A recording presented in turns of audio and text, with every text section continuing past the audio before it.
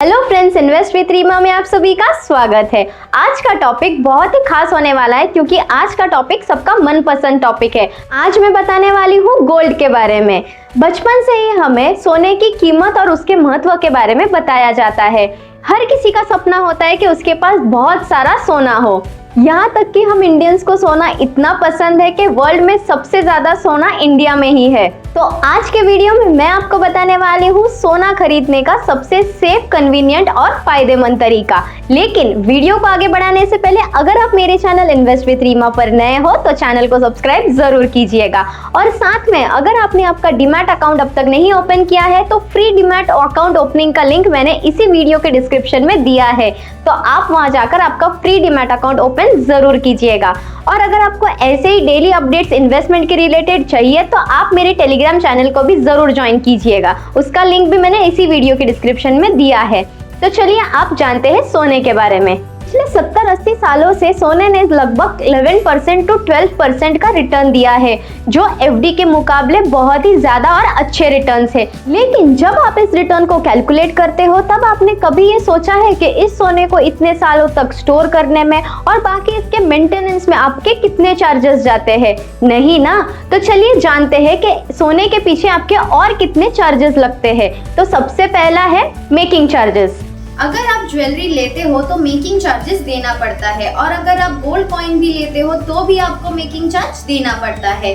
तो making charges आपके returns को कम कर देता है, क्योंकि जब आप इसे बेचने जाते हैं तो आपको केवल पैसे सोने के मिलते हैं, ना कि मेकिंग चार्जेस के। अगर आप कोई छोटे से अनब्रांडेड दुकान से अगर आप सोना लेते हो तो पता नहीं वो सोना सच में उतना हैवी या नहीं ज्वेलरी में जितना वो दुकानदार कह रहा है। और अगर किसी ब्रांडेड दुकान से लो जहाँ प्योरिटी की तो गारंटी है लेकिन वहाँ मेकिंग चार्जेस बहुत ज्यादा रहते हैं, तो ऐसे में समझ में नहीं आता कि प्योरिटी की तरफ जाए या फिर लो मेकिंग चार्जेस की तरफ। तीसरा, अब आपने प्योर सोना खरीद लिया तो अब समझ में नहीं आता है कि इसकी सेफ्टी का क्या करें। अगर आप घर में रखना चाहते हैं तो आपको हमेशा चोरी होने का डर रहता है, और अगर बैंक लॉकर में रखेंगे तो भी आपको चार्जेस देने पड़ते हैं बैंक को। और इसी कारण ज्यादातर लोग सोना खरीदते ही नहीं, क्योंकि उसे रखने का एक अलग सा टेंशन होता है।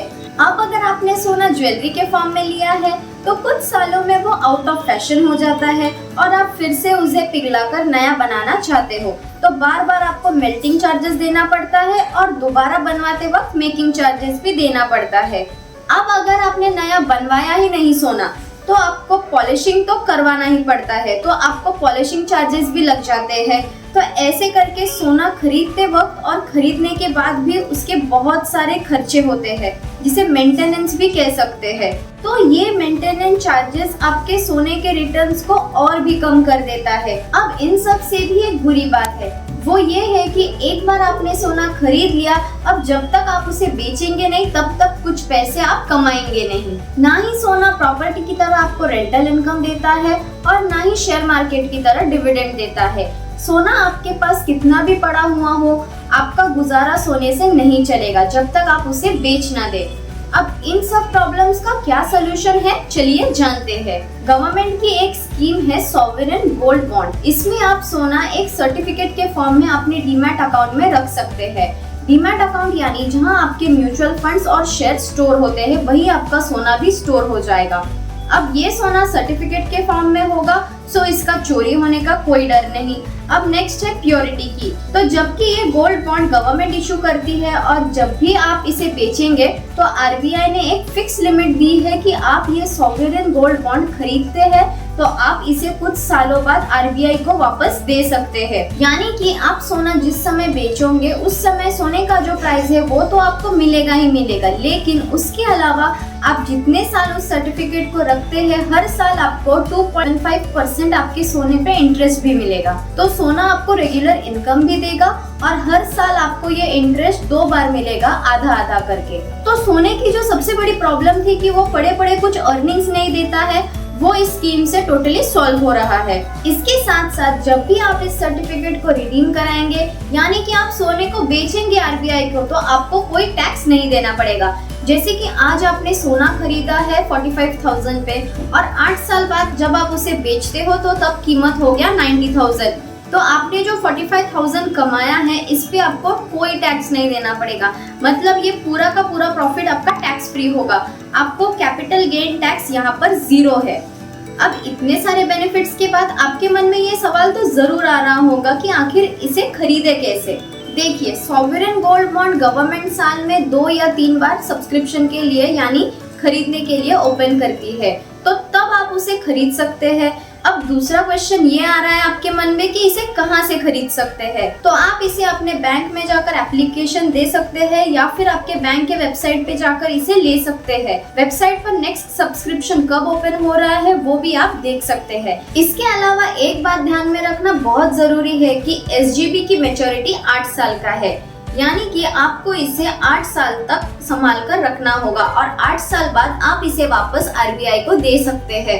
इसमें एक ये भी ऑप्शन है कि 5 साल बाद आप चाहे तो आपके सर्टिफिकेट को रिडीम करा सकते हैं, लेकिन अगले 3 साल का यानी 6ठा, 7वां और 8वें साल का आपको इंटरेस्ट नहीं मिलेगा। लेकिन हर हाल में आपको कम से कम इसे 5 साल तक आपके पास रखना है। इसे आप लॉक इन भी कह सकते हो। अब लॉक इन सुनने के बाद आप बड़े चिंता में आ गए होंगे, पर इसमें भी आपके पास एक सेकेंडरी ऑप्शन है। आप चाहे तो स्टॉक मार्केट में आपके सर्टिफिकेट्स को बेच सकते हैं, यानी कि आप इसे खरीदने के कुछ ही टाइम बाद इसे बेच सकते हैं। साथ में जैसे कि अभी कोई सब्सक्रिप्शन चालू नहीं है और आपको सॉवरेन गोल्ड बॉन्ड तुरंत खरीदना है, तो आप इसे स्टॉक मार्केट से खरीद भी सकते हैं। कई सेलर्स जिन्होंने ऑलरेडी SGB को खरीद लिया है और उन्हें रुकना नहीं है 8 साल, वो अपने बॉन्ड्स को बेचते रहते हैं स्टॉक मार्केट में। तो बिल्कुल शेयर्स की तरह आप इसे जब चाहे खरीद सकते हैं और जब चाहे बेच सकते हैं। अब 5 से 8 साल के पहले तो आपसे ये बॉन्ड RBI लेगा नहीं, लेकिन अगर आपको 5 साल तक नहीं रुकना है और RBI आपसे ये बॉन्ड भी ले नहीं रहा है तो आप शेयर मार्केट में इसे बेच सकते हैं। लेकिन अगर आपको 5 साल तक रुकना नहीं है और RBI आपसे ये ले नहीं रहा है तो आपको शेयर मार्केट में ये बेचना होगा।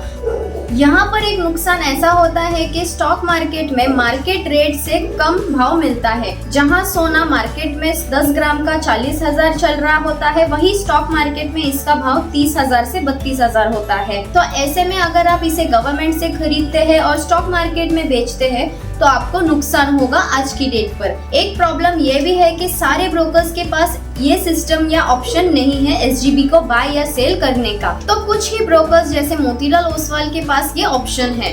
तो ऐसे में बेस्ट ऑप्शन यही है कि आप स्टॉक मार्केट से बॉन्ड को खरीदें और 8 साल तक इसे होल्ड करें और RBI को सेल करें। इससे आपको ज्यादा फायदा होगा और साथ में आपका प्रॉफिट जो होगा वो भी टैक्स फ्री होगा। तो ये था सॉवरेन गोल्ड बॉन्ड्स के बारे में। तो आज का वीडियो अगर आपको पसंद आया हो तो वीडियो को लाइक, शेयर और मेरे चैनल इन्वेस्ट विद रीमा को सब्सक्राइब जरूर कीजिएगा। जल्दी मिलते एक नए वीडियो के साथ। Thanks for watching.